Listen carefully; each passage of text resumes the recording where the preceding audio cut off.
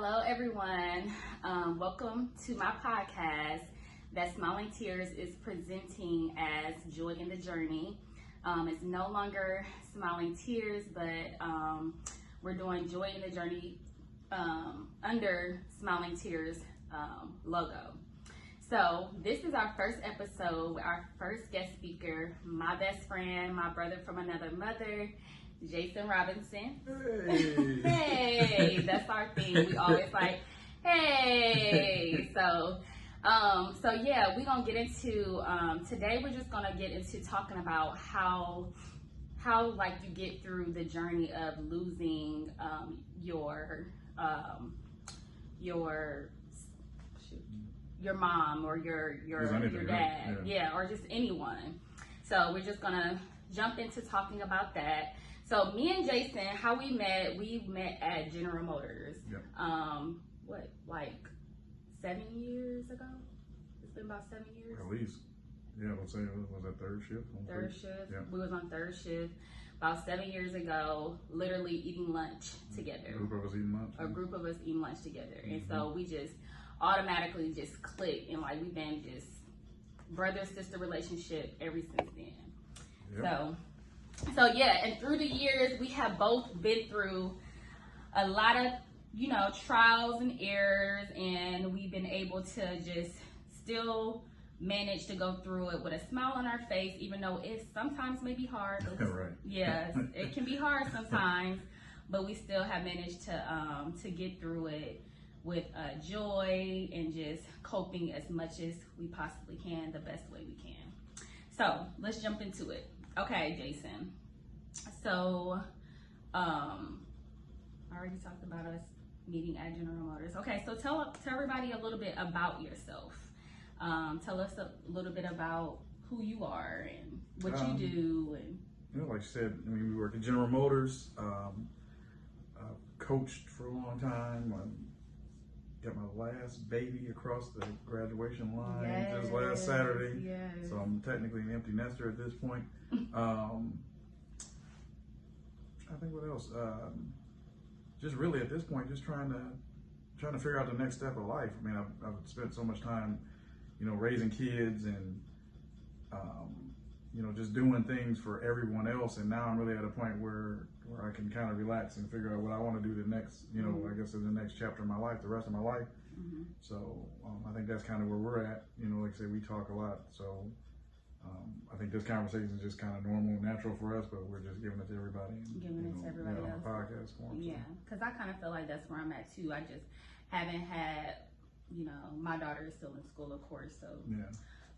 But I am in a new chapter. I'm in a new journey, so I'm still trying to figure out what the next step is. Right. So I can definitely relate to that. Yeah, definitely. So we always relate on that.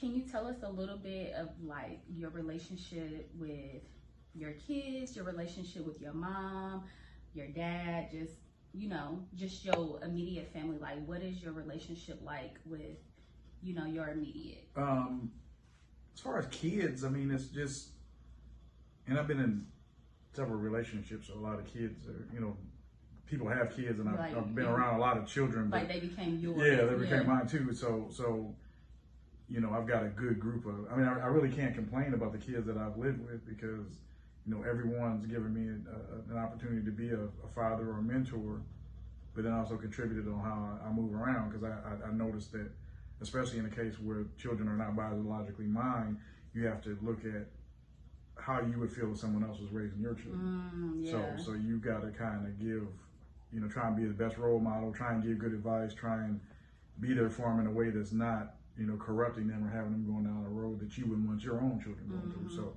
I think that's been a good experience for me, which also I coached as well. So it's the same way that I've always operated. It's just basically everybody's got eyes on you, and and I know a lot of people look at like my mom, but my dad's also a very known person. My grandmother's a very known, like, a lot of people that I've grown up under, I've watched them handle like kind of a public spotlight. So for me, I always understand that, I'm, Lorene's grandson or Wendy's son or Jim's son or, just different people that I've been around, even some of like, I've been on the NAACP and worked with some of those older guys and, at the Legion and been around a lot of older people. So what I've noticed and listened to them say is just, I watch how they are with the way they handle their interactions in public and the way they deal with people and the way things are. So that's been a good thing for me. And then with the coaching, I noticed very early on, like I can't walk around,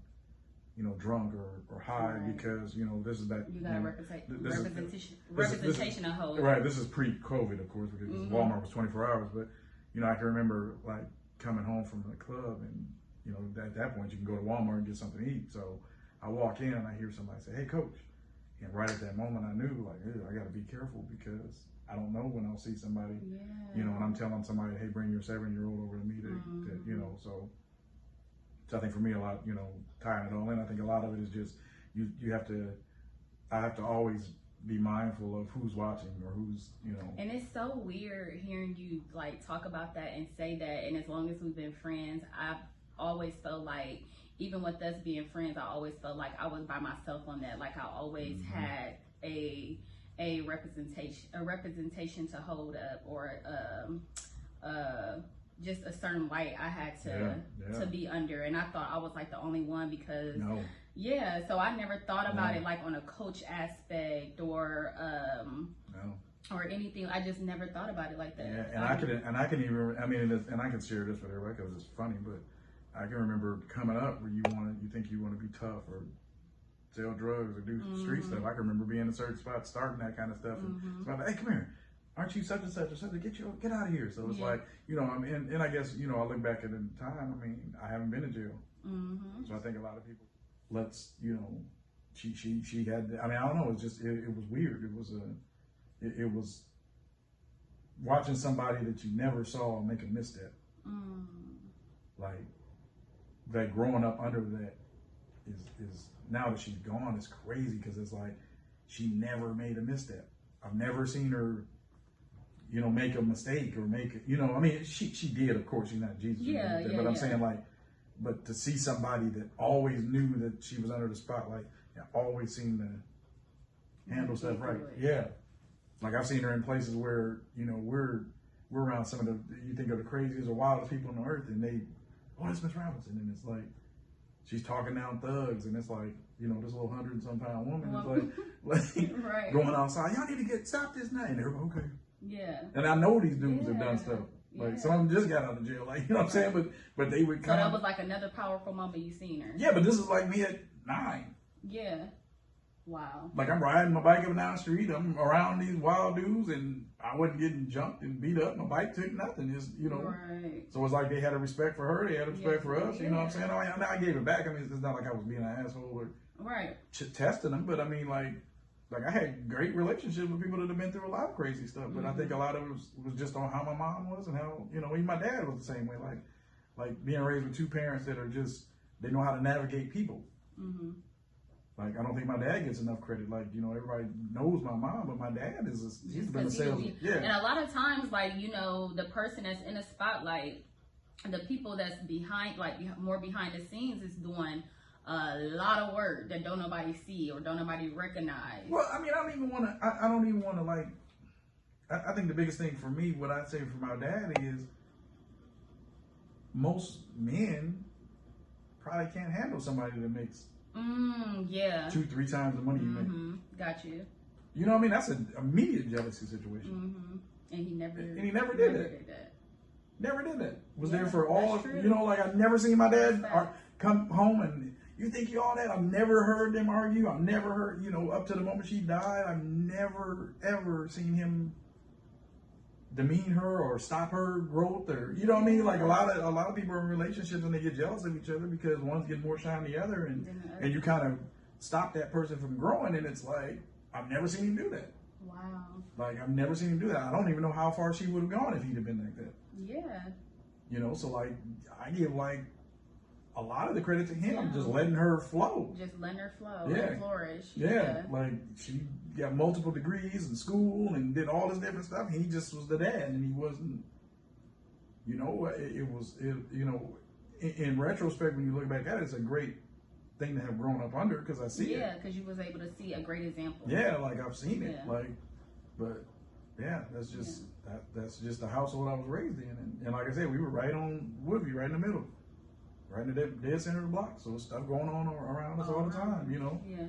You know, stuff going on around all the time, but it's like, you know, we hung out with everybody, went home, and still have great relationships with everybody I've grown up with. I can't really think of anybody that I have a bad relationship with. I mean, you know, like I said, I saw a couple people. I went to Metro for a minute yesterday and saw a bunch of guys that grew up around me, and it's, you know, it's always hugs and smiles, and you know what I mean. So I feel good knowing that I can walk around, knowing I haven't done anything to somebody that's just so bad that we can't interact. You know, we may not always agree, but you know, that's I think what I got the most from. So we're both third shift. Aaron would have been in school. This is his senior year. August 18th is the first football game. I coach at Northrop. He's a player. Like I said, Alan's on third shift. We're preparing for our first game, and I get off work. So you and I probably talk, you know, on the way home that week or day or whatever. But when I get home, I usually take a shower and lay down. So I laid down. I remember Alan like kind of busting into my room crying, but I can't process it because I'm just getting off a third shift. Oh, so you was on third shift? Yeah, I was on third shift. Dang, I didn't even know that. Yeah, because I went to third for football. Okay. Because I was on first forever, but I went to third just for football because I thought it would give me a little more free time. So at that point, I'm, you know, I want to say it's 9 o'clock. I got off at 6:30. So at that point, I'm in mid sleep. Oh, so you was sleeping? I'm completely sleeping. Like sleep. And so Alan came in. Alan busts in the room and he's crying, but I can't process what he's saying because I'm asleep. I just know my child is, so I jump up and hug him, but I can't. I don't know what he's trying to. You still don't know. I don't know what he's trying to say to me. Okay. Wow. And then he's telling me we lost grandma. So I'm like, what? So then, like, I start to cry and I fall into, in my restroom, like, my bathroom is like, so like where we're at is between the bed and the bathroom, and it just goes into the restroom. And we kind of fall into the restroom, and there's like this big mirror, and we're just crying, and I can't, you know, I'm still waking up. I can't process what happened. And then I looked at my phone, my dad had texted our little group message. So, you know, once we all calm down and everybody realizes it's real, I think most people had already been over there. I got there late. She was already gone, but like they taken her out of the house. But we all made a decision that we're going to go to the football game. So y'all still went? So we all went. The whole family went. I think it's the most of us that ever went to the game. We're all there. So it's like we played New Haven. A lot of the coaches on the other side, I had been around coming up in Metro and stuff like that. So, and some of the kids on New Haven side, their quarterback, Mylan is a receiver. Like a lot of those kids I've either coached against or had them on my team. So Chris, I can't think of Chris' last name off the top of my head, but these are kids that know me. So it's like they're you know, they're embracing us. Northrop was embracing us, but it's like we floated for 4 weeks, not even, because we just kept going. We didn't stop. You know, we didn't stop, and that was the thing. Like my dad said, like I don't think she would want you guys to stop. Yeah. But you know, it took us 4 weeks, and Aaron was playing like crap because he's like he just told me he told me we went to the Detroit draft. I was done. I didn't want to play. Yeah. You could tell, like the year before he had a bomb season, but like 4 games in, he's getting beat on passes. It's like, what the heck is going on? And we cried in the kitchen one night and just yelling at each other and just, you know, and hugged and agreed to finish the season out. And that's kind of, you know, that's kind of where we've been. You know, and the thing about it is I get sad about it that she's not here, but I'm not mad because it wasn't violence. Nobody did anything to her. It wasn't a car accident. There's nothing to be mad about. She lived her life, and other than selfish reasons, her health did not allow her to go further. And I think she's put in all of us, and I think we all carry it. And I noticed, you know, with all of us, we all have there's a different level of maturity that stepped up, you know. Yeah. Since then, Alan's moved out of town. Aaron is, you know, he just started football at St. Francis after graduating. So, you know, the older kids are working and doing their thing. And it's just, you know, all of us are, you know, we check on my dad regularly. Damon, you know, and I are closer than ever. We're trying to get around his daughter. Like, it's just a lot of positive things. That yeah, came out. yeah, and then even like as far as like people that I know, like I don't hang with people as much as I used to. Like I used to bartend and do different things like that. I kind of backed out of that. I stopped coaching, like, you know. But now as I sit back, it's like the relationships that I have, the people that I've engaged with, I try and have better, more open relationships. Kind of like what we talk about. Like if we're going through something, okay, well, we're good at, okay, you told me this 6 months ago. This is what you wanted. So now you're coming back, even if you're angry. This is what you said 6 months ago. Mm-hmm. You know, you prayed for this 6 months ago, and then now you're getting it and you don't like it. Mm-hmm. But that's what you prayed for 6 straight months. And that's what I think.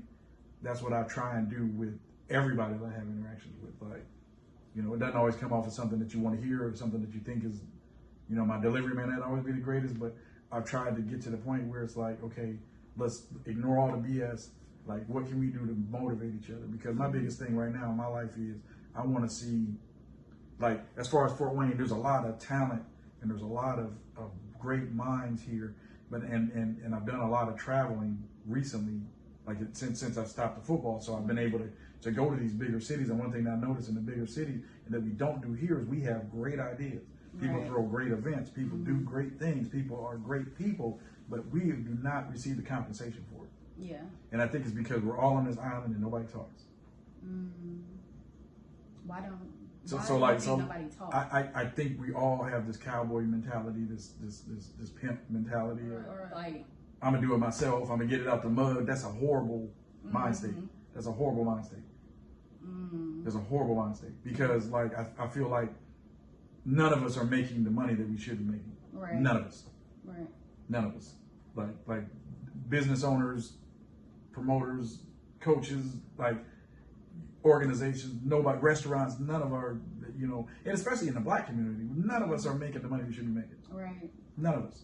Right. Like none of us. I see guys that, you know, are real estate agents, are guys that own properties and rent stuff out, and people that own clubs and all this different stuff. And it's like everybody does a great job individually, but it's like sometimes you sit back and like, man, if you guys just, if I know him and I know him, or I know her and I know him, if you just like kind of link together and did your stuff together, how big would it be? Like, and I want that for us. I want that for our city, you know. And that's one thing I think, you know, I took from my mom, like, you don't even have to like anybody sometimes, but it's like when it comes down to money, I mean, business is business. It just is. It's just business. Like at the end of the day, I don't know what you take care of. You have a sick grandmother, I mean, me not liking you over a girl, or we disrespected each other over a football game or an argument or something like that. I can't say that you're wrong for you may have a whole family you have to take care of. Right. You know, you may have somebody that's sick, or somebody, you know, you need $1 million. Like, right. And you might have $1 million idea, but you're not getting off the ground because our two stuff, we're not meshing over something completely stupid. You know, like, or we're not talking, or this group doesn't talk to this group. But if these two did this, like, imagine how big is it? You know, and it's like we do it in so many different. I mean, there's a thousand, and I'm not going to start naming that kind of stuff, but there's 1,000 different examples of people that, man, like, I see both sides.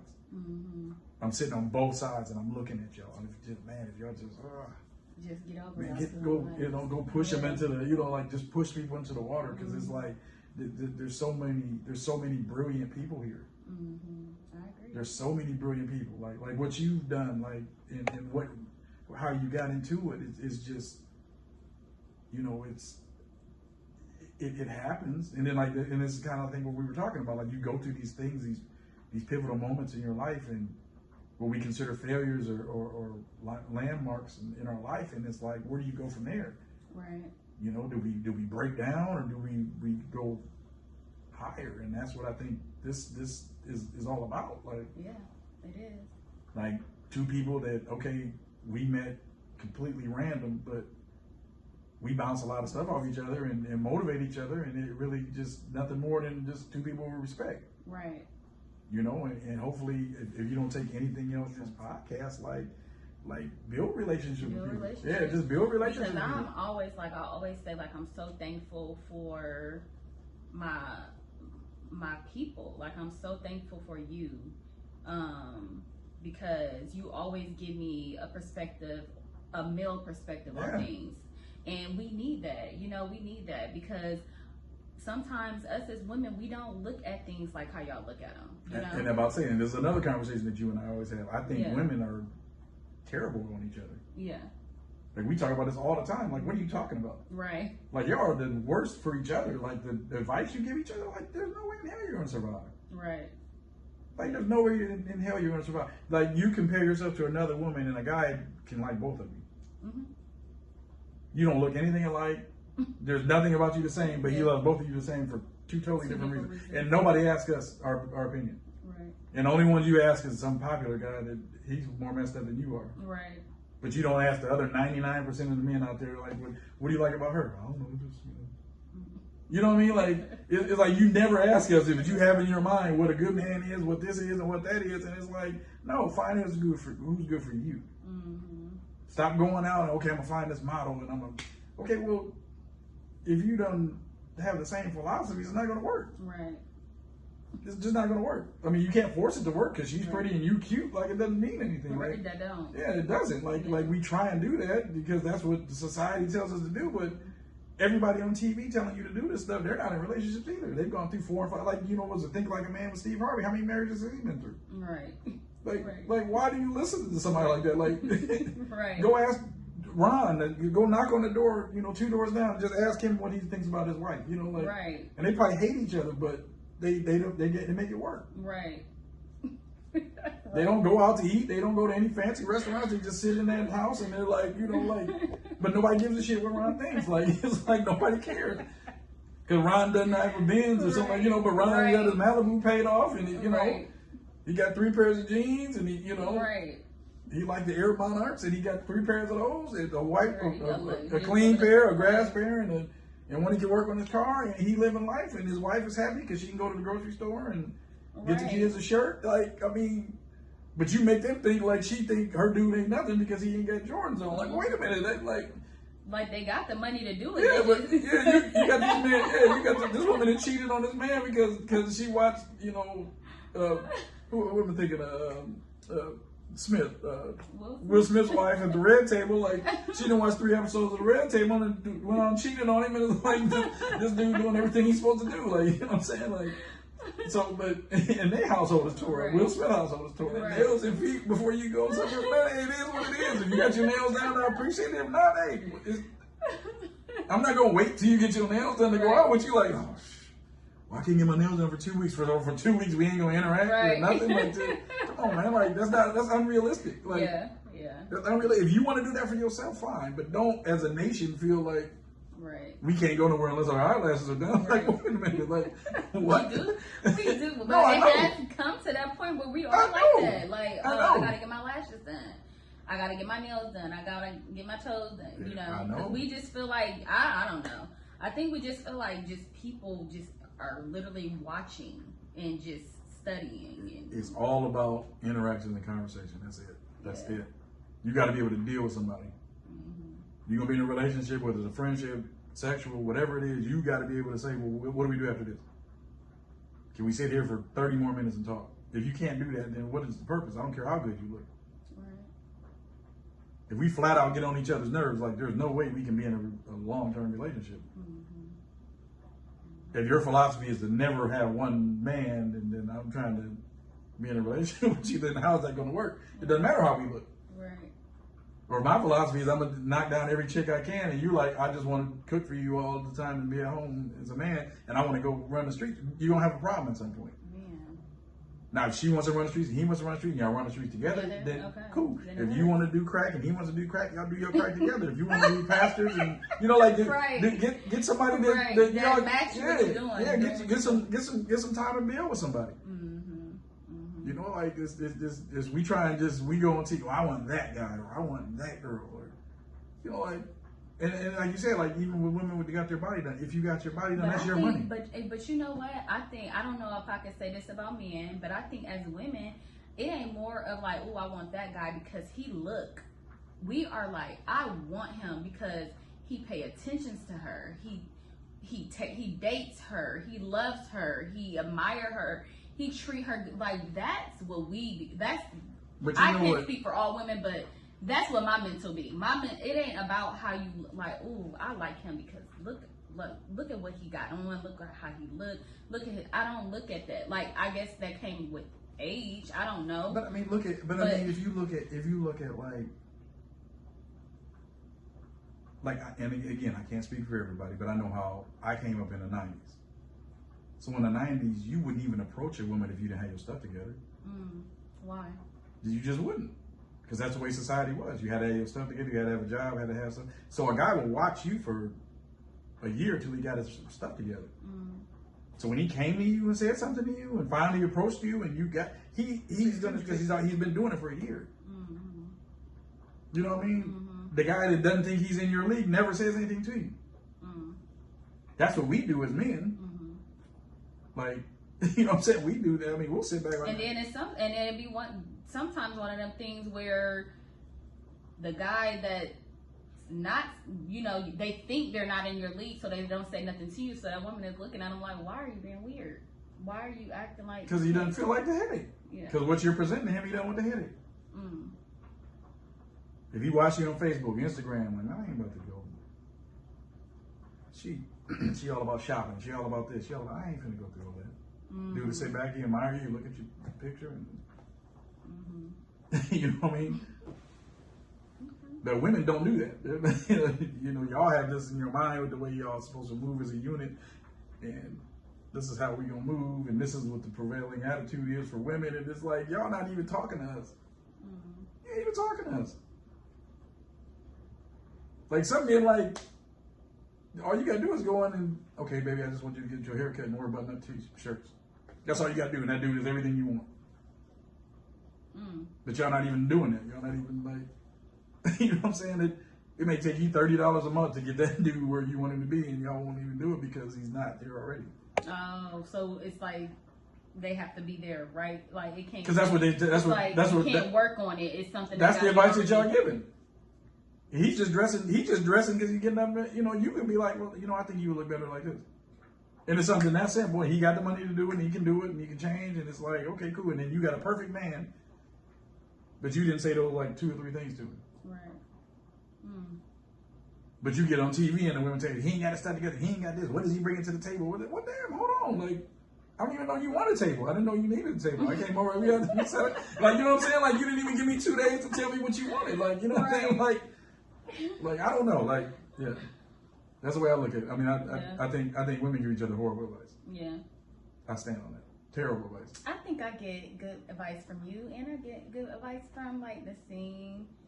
You know, I think I know just who to go to for what. You know. Right, but I mean, you know, Naseem and I argue about stuff. Right? Like, you know, like we'll argue about stuff. I mean, not that she's wrong or all the time, you know, but she does have good advice too. But it's like sometimes it's like I just think from a woman's, I mean, like watching women are like ultra hard on each other.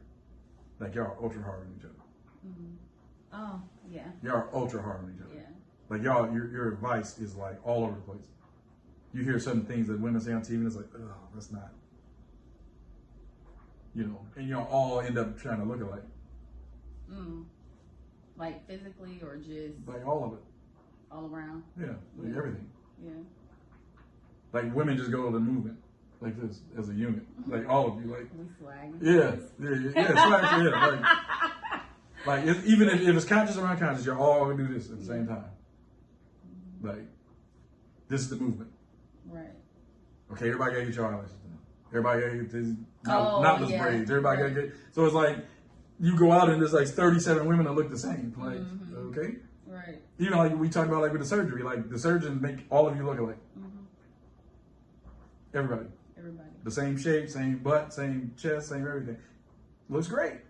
Right. But what's like I didn't like you for that. Like you know what I'm saying? What's your mental? Yeah, like I didn't like you for that. That's not. I mean, yeah, that's great. I don't knock anybody for it, but what's your credit score? I don't even care about that. We can build credit. Credit scores goes up and down. Right. You can do, you know, credit score, money, weight, all that goes up and down. Like, I mean, it's a marathon. Like, if you want to be with somebody, I mean, you're gonna go through a whole lot of stuff. Yeah. You know, I mean, how many people have gone through a whole life and they got in a car accident of some sort? Right. You see what I'm saying? Like that's just unrealistic. Or fight, or like you're going to do that. So Right. it's like you're not going to be. Nobody else is Jesus. No. Jesus is the only one that's supposed to walk there pregnant. I mean, not pregnant, perfect. But so the rest of us are going to make some dumb mistakes. Like we talk about this all the time. We're all kids. toddlers on this earth. Yeah. We're toddlers on this like playground. Yeah. Some of us are walking. Some of us are potty trained. Some of us aren't. Okay, cool. Like some people can run. In between. Yeah, some people can run. Some people are alcoholic. Some people, we all experiment out here. Right. Yeah. But it's like find your little group of people that experiment and keep you positive and grounded and go from there. Like that's true. All right, so closing it out, how through everything that you've been through, how did you find joy in the journey? As far as like since my mom, just getting through all that, like how, because when I, like the day that it happened and I called you, like Jason, I wouldn't have thought nothing. I was like, oh, is it true? Like, is it, because like you literally, like you are the first person I ever seen go through something like this, and you have been so strong, like in the public eye. I don't know how you are behind closed doors, but when I've interacted with you, you've always been so strong. Like I just think, I mean, for me, like I have to worry about, like my mom was our whole, like, look at it as like a stake in the ground. Like we're all tethered to her. So my dad, my brother, my kids, everybody, we're all tethered to her in some way, shape, or form. You know what I mean?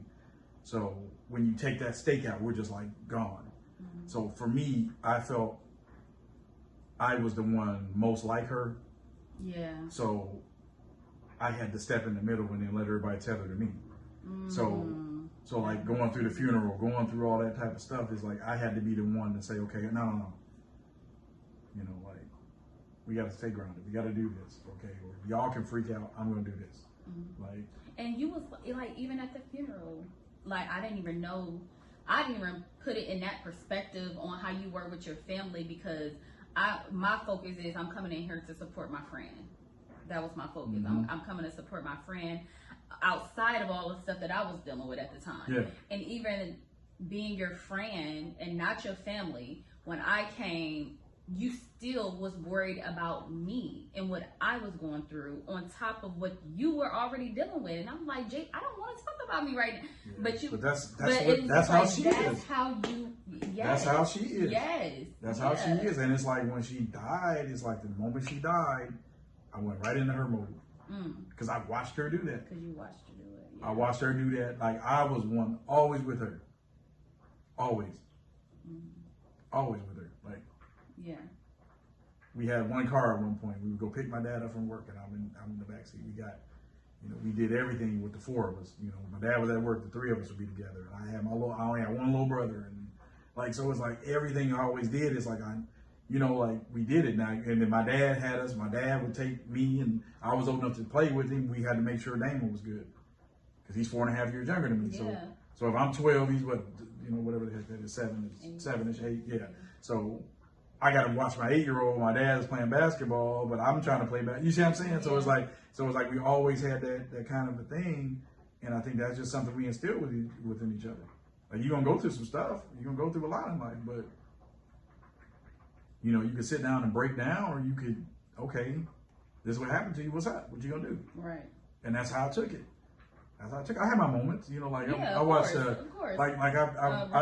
watched Roll Bounce. Roll Bounce, man. And I'm like, I don't know where, I'm like, Jason, man, I'm sitting there, you cry, get that stuff out. Man, I watched that movie 1,000 times, and I love the movie. It was a dope movie, but he beat that car up, and I'm like, damn, and I'm looking, I'm crying, my face is wet. I'm like, what is going on? Like, Lil Bow Wow made me cry, so I watched that, and it's like, man, that was crazy. I didn't believe it, but it's like, it's stuff like that that'll hit me. I was looking through, my Facebook memories came up, and there's a picture of Aaron and my mom, like when he won a city track meet. And I had been looking for the picture. I never saw it. It comes on my Facebook memories, and I don't remember who I was sitting with. And I pulled my phone up and I looked at it. I'm like, wow. And it started to hit me. And then I showed him what I was looking at, and he was like, "You okay?" I'm like, "Yeah, but But it's just like, it's just stuff That like, kind of stuff, stuff like that. Or when I ride downtown and see the Wendy Robinson Engagement Center, or I go to Macy's and I can't even think of the dude's name. But he always, his dad was a superintendent in Gary. Old white man, like, I don't, he might be 70, 80 his damn self, but he talks about, that's our connection. Like, his dad was a superintendent, my mom was a superintendent. Gotcha. So every time I go into Macy's, he's there. He gives me that. Yeah. And it's, you know, it is just little weird stuff like that, or see somebody that I haven't seen, Right. or they just come into town, or you know, man, I never got to tell you, you know, and it's like it'll hit you then, but it's I don't know, it's just weird. It hits me in the dumbest times, but Right. the stupidest time. I mean, it would be a time that has nothing to do with anything. Right. Yeah. Like, but it just is what it is. But it's like all I care about now is my brother, my sons, you know, everybody that was tethered to her, like my dad, like you know, like if they have anything health wise, you know, it's like I'm on them. Like, go to the doctor. No, no. What's going on? What's up? Like, you know, I get on Damon like that. You know, like, what? No, you need to stop eating like that. You need to start. You know what I'm saying? It's like, but which I didn't really do when she was alive. But it's like now But she's now not. that's like, dude, you can't. play. Yeah, you can't play. I can't lose you. Like, Right. you know, like with his daughter, like, you know, hey, I'll give my suggestions on stuff, like, because you're not alone. You know, like, we're not alone. You know what I mean? And then even my friends and people that I have association with is like, hey, I need y'all. Like, let's build. And it goes back to what I said earlier. Like, I just want to build. Like, I want to build. I feel at this point in time is we got too many good ideas and too many good people to not be engaging with each other. I agree. You know, and I think in this little small country, cold town in the wintertime, all we would think about is like relationships and sex and stuff like that. But it's like you can have a relationship with somebody and really just for business. Because we're not getting the money we deserve. You know, we're not. Yeah. And some of the ideas we have, like, people steal them all the time. They go nationwide and make a killing. Right. And this stuff we sit back, well, I thought about that. I thought, you know, like, Right. okay, well, why didn't it work? Because you're in that corner by yourself. You didn't go ask such and such, and you know they have a business, or you didn't go.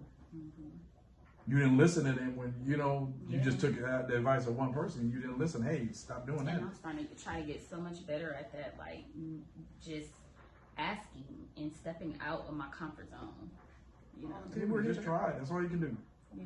It doesn't always work, but sometimes just try. That's it. Good.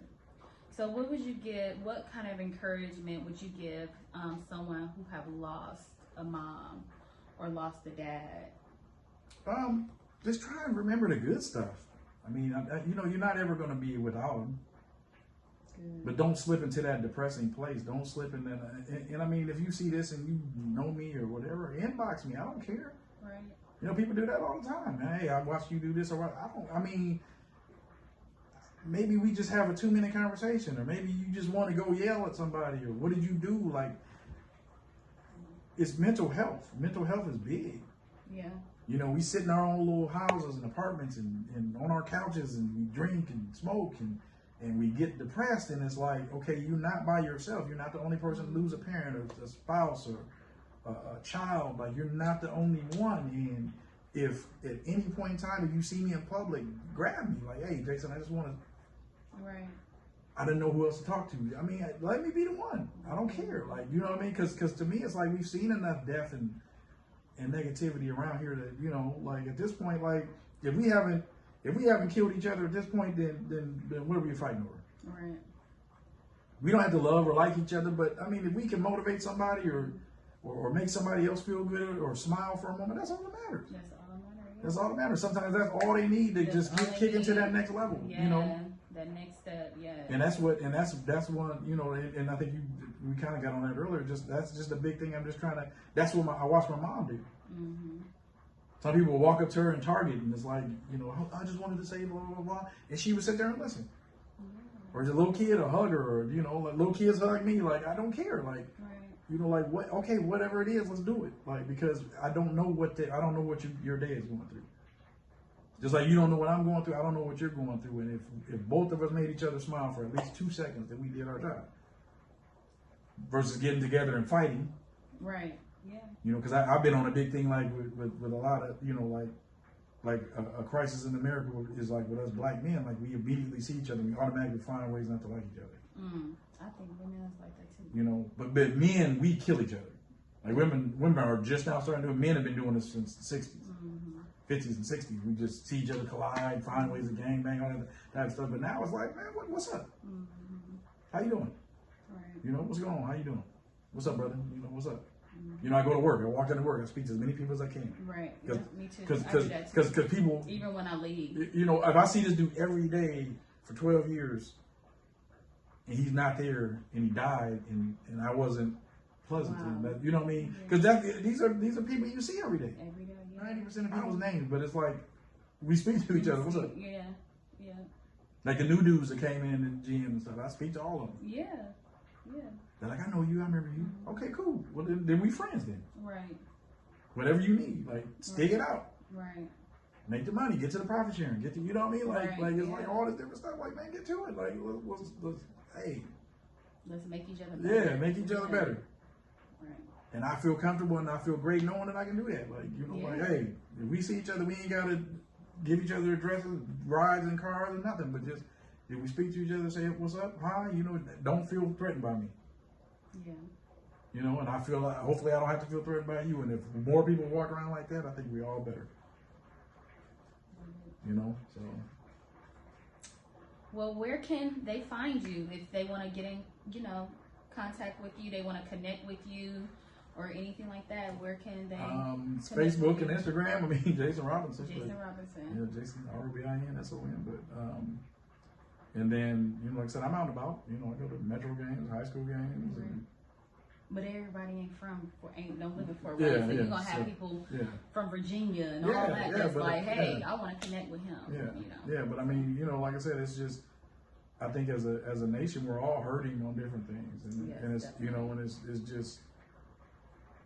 I mean, I was glad when you brought this up because, like I said, I watched you with the smiling tears and what you went through with that, and I was there when he was injured in the first place, and it just the whole dynamic, and you know, and even with Gook, I mean, I pray for Gook. Gook is like a little brother. You know, I don't talk to him all the time, but it's like, you know, for him to go through everything he went through, that's strength. It is. Because I remember him as just Gook, you know, just a Steven, you know, like, and to see him sometimes on Instagram dressed up and sharp, you know what I mean, and your beautiful child, you know what I mean, and she getting older, it's like, you know, to be through that whole process, and then you know, and then like your Swift family and your mom's side, like just being around all of that and all of them engaging with me and embracing me as family, like, you know, it's a lot of different families that do that, but it's like, it feels good to know that, you know, we got a bunch of people that believe in each other, you know what I mean, and even if it's just those little small interactions that we have, like that's good enough for me, you know, and then how do we build on that, like, so. All right, so this was our first episode with my brother from another mother, Jason Robinson, and we will catch you next time. Please follow us on Smiling Tears Support Group on Instagram, and I am also on Facebook under Encourage Tierra. You can also get a copy of my book on SmilingTearsFortWayne.com. We love y'all. We hope y'all have an amazing week. And until next time, we'll see you next week on Smiling Tears or Joy in the Journey podcast. Love y'all. All right. All right. Yeah, that went well.